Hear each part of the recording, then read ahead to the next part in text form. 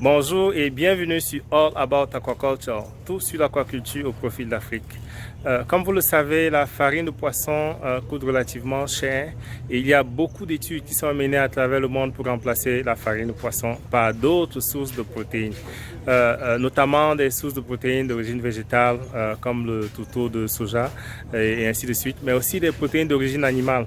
Et de plus en plus, des études démontrent que l'utilisation de ce qu'on appelle Black Soldier Fly larvae meal ou les farines d'insectes, de mouches, soldats noirs peuvent très bien remplacer la farine de poisson. Aujourd'hui, je suis à l'Institut international de l'agriculture tropicale à Cotonou, au Bénin, et j'ai l'opportunité de vous faire visiter les installations de production de farine d'insectes. Sans plus tarder, je vous présente des chercheurs qui vont nous accompagner et nous faire visiter leurs installations et le fruit de plusieurs années de travail en collaboration avec plusieurs partenaires.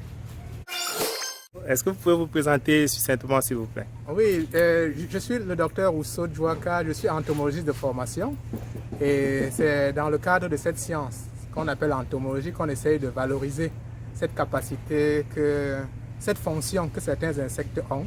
On essaye de voir comment est-ce qu'on peut exploiter cette fonction-là dans la production des protéines et la production des engrais. Donc effectivement, c'est ce qui se passe ici dans cette unité qu'on a créé à l'IITA Cotonou et dont l'objectif est de produire les aliments pour la nutrition des poissons et puis la nutrition également des poulets, des poules et des lapins. Mais cette nourriture, il faut préciser, c'est à base des insectes, à base de la protéine des insectes.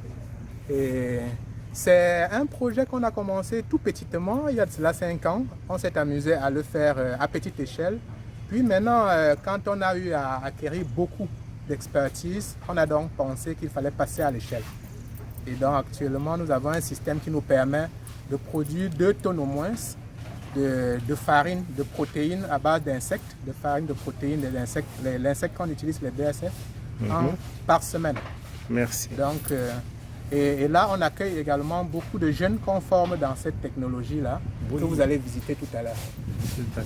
Merci. Merci. Et est-ce que vous aurez l'opportunité de nous présenter tout le cycle de production de la larve jusqu'à la farine d'insectes? Tout à fait, tout à fait. On vous ouvre nos portes.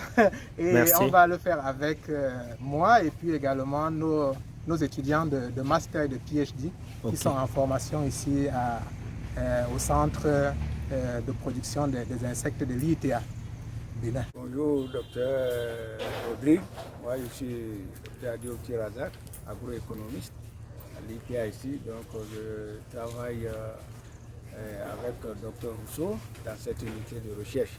Donc, on a commencé précisément comme il a dit. Donc, je m'occupe des aspects de coûts, analyse des coûts et bénéfices de la chaîne de valeur. Parce que c'est une chaîne de valeur où il y a beaucoup de sous-produits qu'on peut exploiter. Les éleveurs, les pisciculteurs et les producteurs maraîchers. Donc c'est comme une économie circulaire, rien de super dedans. Ici là, il y a des adultes qui vont pondre et on va les récolter dans les pondoirs. Ici là, il y a des pondoirs. Donc quand ils veulent pondre, ils pondent leurs œufs à l'intérieur. Ce qui est blanc là. Donc ils sont des œufs là. Oui. Donc chaque jour... Il y en a des centaines là, oui. des milliers. Oui. Ok. Vous récoltez tous les 2 jours? Oui, tous les 2 jours, on se retrouve autour de... Il y a les courbes là-bas. On se retrouve autour de 70 grammes chaque 2 jours. Ok. Et 1 gramme peut te faire 1000. Peut te faire 1 kilogramme de larve. À la fin? Oui, à la fin. Donc 1 gramme d'œuf aboutit à 1 kg de larve, une fois le cycle bouclé. Le système, par exemple, nous montre qu'il y a des jours où on peut avoir 120 grammes d'œufs. Il y a des jours également où on peut avoir 110 grammes. Donc ça nous permet de suivre les productions d'œufs. Il y a parfois que ça baisse vraiment, que ça chute. Et c'est combien d'adultes qui produisent 120 grammes d'œufs par exemple? Ça c'est une bonne question. Mais en moyenne, un adulte peut produire 500 œufs par ponte. Ok. Oui. Et là maintenant, quand tu descends, là, il y a des jours où ça peut chuter. Et quand ça chute, généralement, c'est lié. Peut-être que les larves n'ont pas été suffisamment nourries. Donc les adultes qui ont émergé n'étaient pas de gros adultes et ils ont peu pondu. Ok. Oui, parce que parfois les adultes là-bas sont vraiment costauds. Hein, et là, ils te remplissent les cages d'œufs. Ok. Et parfois également, quand les adultes ne sont pas bien nourris là-bas, quand les larves ne sont pas bien nourries, les adultes qui émergent sont de petite taille et pondent moins. Ok. Donc voilà un peu, ça nous permet de suivre ça. Ah, c'est pour ça que vous donnez aussi les aliments de très bonne qualité aux adultes Aux et tout. adultes, surtout aux géniteurs. Oui, les géniteurs sont généralement très bien nourris. Ok. Les géniteurs, on s'occupe beaucoup d'eux pour qu'ils puissent être de grosse taille et nous produire beaucoup d'œufs. Bon, ici, là, c'est la récolte des œufs. C'est un peu comme l'incubation. Oui, oui. Donc, on va faire les œufs incubés. Là, c'est les œufs qu'ils ont récoltés. Et si tu regardes bien, tu vas voir des petites larves.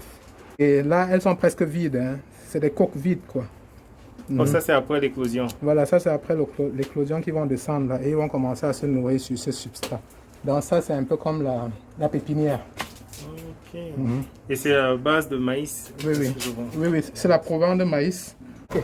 Maintenant, ici, là, ça devient intéressant. Qu'est-ce qui se passe ici? C'est avec ça qu'on nourrit les poissons, les larves. C'est ça qu'on va sécher et nourrir les poissons avec.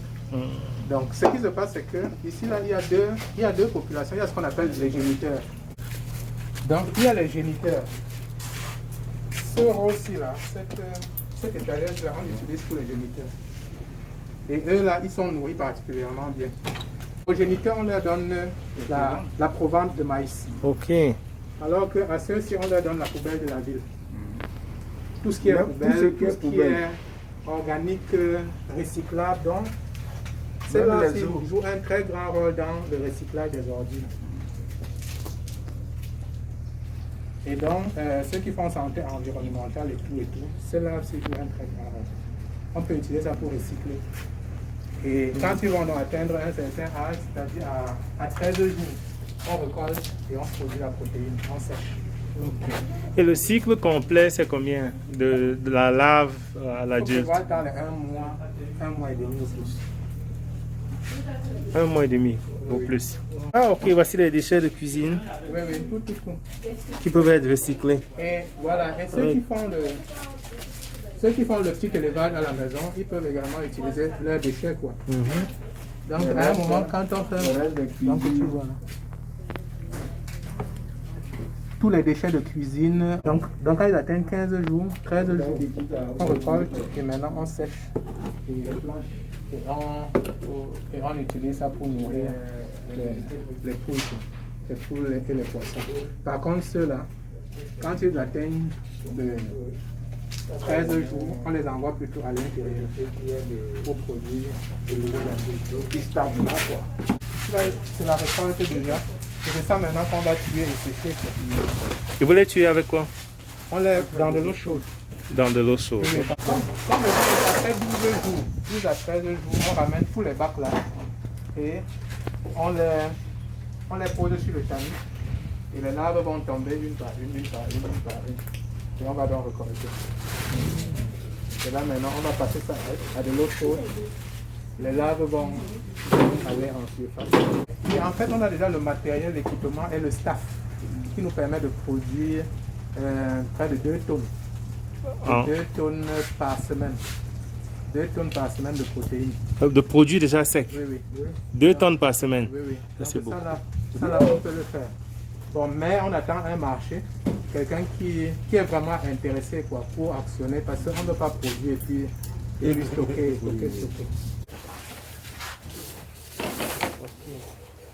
Et est-ce que vous allez nourrir les poissons directement avec des larves fraîches comme ça? Oui, on les nourrit directement avec les larves fraîches. Mais nous prenons d'abord le soin de les laver, de les désinfecter un tant soit peu du substrat. Et ensuite, nous les alimentons frais. Nous utilisons aussi des larves séchées pour alimenter les poissons. Nous utilisons les deux. Et les poissons préfèrent quoi? Les larves séchées ou les larves fraîches? Les deux, mais particulièrement les larves fraîches. Parce que quand on met les larves fraîches dans les bacs, il s'agit pour manger. Okay. Donc on a constaté que les poissons aiment les larves fraîches. Ok. Et juste une question un peu naïve comme ça, est-ce que vous pensez que les poissons grandissent plus en mangeant les larves fraîches ou les larves sèches? Bon, on n'a pas encore essayé d'analyser cet aspect. On est nourri de la fraîche et de la sèche. Donc, dire ici que les poissons grandissent mieux avec les laves fraîches et les laves sèches, ce serait une affirmation gratuite. Oh, merci. Merci de la précision.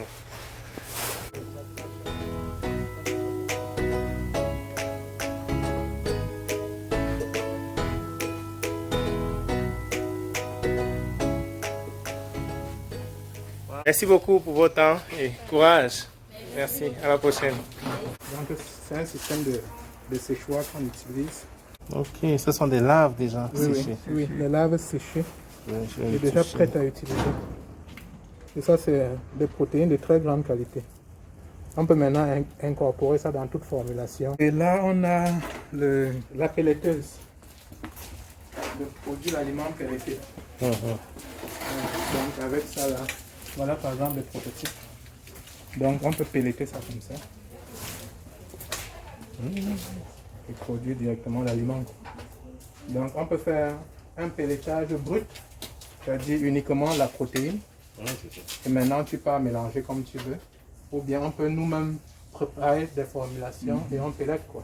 Bon, là, c'est une salle de formation qu'on a également mis sur pied pour les jeunes qui viennent se faire former. J'espère que cette vidéo vous a plu en compagnie des chercheurs de IITA, notamment Dr Rousseau et Dr Razak. Merci. Comme d'habitude, je vous invite à liker la vidéo, la partager et inviter d'autres personnes à s'abonner sur All About Aquaculture, tout sur l'aquaculture au profit de l'Afrique. Là, je vous laisse en compagnie de nos insectes et à la prochaine. Ciao, ciao.